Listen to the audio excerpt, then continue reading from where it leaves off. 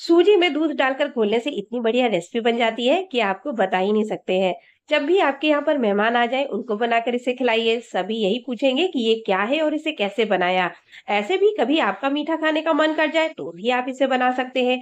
बहुत ही ज्यादा ये टेस्टी बनती है। एक बार आप भी इसे जरूर ट्राई करके देखिएगा। नमस्ते दोस्तों, मैं हूँ दीपाली, आपका बहुत बहुत स्वागत है। तो चलिए इसे बनाते हैं। इस रेसिपी को बनाने के लिए जो भी चीजें हमें लेनी है उसको नापने के लिए एक कटोरी या फिर एक कप को ले लें। मैंने यहाँ पर ये वाली कटोरी ली है, इसी से नापकर हम सारी चीजें लेंगे। तो हमने इसी कटोरी से नापकर एक कटोरी सूजी ले ली है। सूजी आपके पास मोटी वाली हो या बारीक वाली कोई भी ले सकते हैं। मेरे पास ये महीन वाली थी, वो मैंने ले ली है। अब एक बोल में सूजी डालने के बाद उसी कटोरी से नापकर 2 कटोरी रूम टेम्परेचर वाला इसमें हम दूध डाल देंगे। फिर चम्मच से चलाकर इसे मिलाएंगे जिससे सूजी और दूध जो है आपस में मिल जाए। अब ये देखिए दोनों को हमने अच्छे से मिला लिया है। अब इसको हम कम से कम 25 से 30 मिनट के लिए ऐसे ही छोड़ देंगे जिससे कि सूजी जो है अच्छे से फूल जाए। तो अब इसको हम ढक देते हैं और छोड़ देंगे इसको। गैस पर हमने एक कढ़ाई चढ़ा दी है और जो ये हमने घी लिया है वो आधा कटोरी है। जिस कटोरी से नापकर सूजी और दूध लिया था उसी से नापकर हमने आधा कटोरी देसी घी लिया है। इस घी में से 2 टेबल स्पून देसी घी को हमने कढ़ाई में डाल दिया है। थोड़े से इसमें काजू और बादाम भी डाल रहे हैं कढ़ाई में और हल्का सा घी में इसे चलाकर फ्राई कर लेंगे। बस हल्का सा ही कलर चेंज होने तक इसे चलाना है, फिर इसे निकाल लेंगे। और जब ये ठंडे हो जाएंगे मेवे तो उसके बाद इन्हें पतला पतला काट लेना है। इनको जो है डालना ऑप्शनल है, डालना चाहे तो डालें, नहीं तो आप स्किप कर सकते हैं इसको। मेवे फ्राई हो चुके हैं, इनको हमने कढ़ाई से निकाल लिया है। अब देखिए सूजी को जो है दूध में फूलते हुए कम से कम 25 मिनट हो चुके हैं। काफी अच्छे से सूजी फूल चुकी है।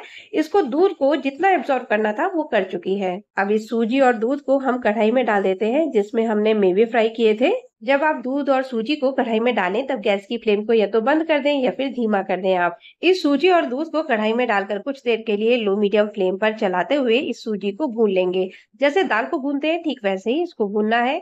इससे सूजी का जो कच्चापन है वो दूर हो जाता है और जो रेसिपी बनती है काफी अच्छा इसका स्वाद आता है इससे। आप ऐसा भी कर सकते हैं कि पहले सूजी को हल्का सा ड्राई रोस्ट कर लें कढ़ाई में, फिर दूध में डालकर इसे 20 से 25 मिनट के लिए छोड़ दें। इससे सूजी क्या होगी, अच्छे से फूल जाएगी। तब आपको इस प्रोसेस को करने की कोई जरूरत नहीं है। अब देखिए हमको ये थोड़ा सा सूखा सा लग रहा है, यानी चिपक सा रहा है, तो इसमें हम 1 टेबल स्पून देसी घी को और डाल देते हैं और फिर इसे चलाते हुए अच्छे से मसल लेंगे। और इस तरह से इसे रखना है कि जैसे कि दाल जो है भूनने के बाद जो है अलग अलग सी हो जाती है, ठीक वैसे ही इसको भूनते हुए करना है।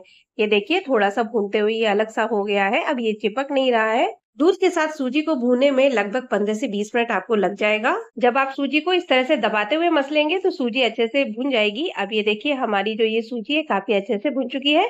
तो अब इसको हम एक अलग प्लेट में निकाल लेते हैं। सूजी को भूनने के बाद जब आप इस रेसिपी को बनाते हैं तो स्वाद वाकई बिल्कुल गजब का होता है। सूजी को कढ़ाई में से निकालने के बाद जो हमने घी लिया था उसमें से थोड़ा सा घी बचाकर बाकी घी को हम कढ़ाई में डाल देंगे। लगभग 4 से 4.5 चम्मच के लगभग घी हमने कढ़ाई में डाल दिया है और 1 से 1.5 चम्मच के लगभग बच गया है घी। जरूरत होगी तो बाद में से यूज कर लेंगे। जिस कटोरी से नापकर हमने सूजी नापी थी उसी से हमने नापकर 1 कटोरी चीनी इस घी में हम डाल देते हैं। लो मीडियम फ्लेम पर चलाते हुए इसको हमें मेल्ट कर लेना है, बिल्कुल पिघला लेंगे इस चीनी को। इस चीनी को हमें पिघलाकर घी में कैरमलाइज करना है। इस रेसिपी का जो स्वाद और कलर है वो इसी से अच्छा आता है। जो कलर इस रेसिपी का हमें चाहिए उतना ही हमें इस चीनी को पकाना होता है। मुझे ये देखिए कलर जो है थोड़ा सा भी हल्का लग रहा है, थोड़ा सा और पका लिया है मैंने और ये देखिए कलर अब बिल्कुल परफेक्ट है। तो अब हम कढ़ाई में डाल देते हैं भुनी हुई सूजी को और फिर सबको चलाकर हम अच्छे से मिला लेंगे। अगर आप सूजी के भूनने वाले प्रोसेस को नहीं करना चाहते हैं तो डायरेक्ट ही सूजी को दूध में फुलाने के बाद आप इस समय कढ़ाई में डाल सकते हैं। लेकिन मुझे लगता है कि जब आप सूजी को भून कर इस रेसिपी को बनाते हैं तो वाकई इसका स्वाद गजब का आता है। अब ये देखिए सबको हमने अच्छे से मिला लिया है। देखिए कितना बढ़िया सा ये हलवा बन करके तैयार हुआ है। जैसा आमतौर पर सूजी का हलवा बनाते हैं उससे बहुत ही अलग इसका स्वाद है। अगर आपने कभी इस तरह से हलवा नहीं बनाया है तो एक बार आप जरूर ट्राई करके देखिएगा। अब ऊपर से कटे हुए हम इसमें मेवे डाल देते हैं और फिर इसे मिला लेते हैं एक बार। तो इस तरह से बन जाता है हमारा मखंडी हलवा, जिसको बनाने का ढंग बिल्कुल अलग है और स्वाद भी बिल्कुल अलग। गैस को हमने बंद कर दिया है। ये देखिए इतना देशी घी बच गया है, इसको हम यूज नहीं करने वाले हैं। तो चलिए हलवे को सर्व करते हैं। अब जिस किसी को भी ये हलवा आपने बनाकर खिलाया वही आपकी तारीफ करेगा, पूछेगा कि ये हलवा आपने कैसे बनाया। तो आपने अगर ये हलवा नहीं बनाया है तो एक बार आप जरूर ट्राई करके देखिएगा, आपको जरूर पसंद आएगा। अगर आपको ये रेसिपी अच्छी लगी हो तो प्लीज लाइक और शेयर कीजिए। चैनल पर नए हैं तो सब्सक्राइब करना बिल्कुल भी मत भूलिए।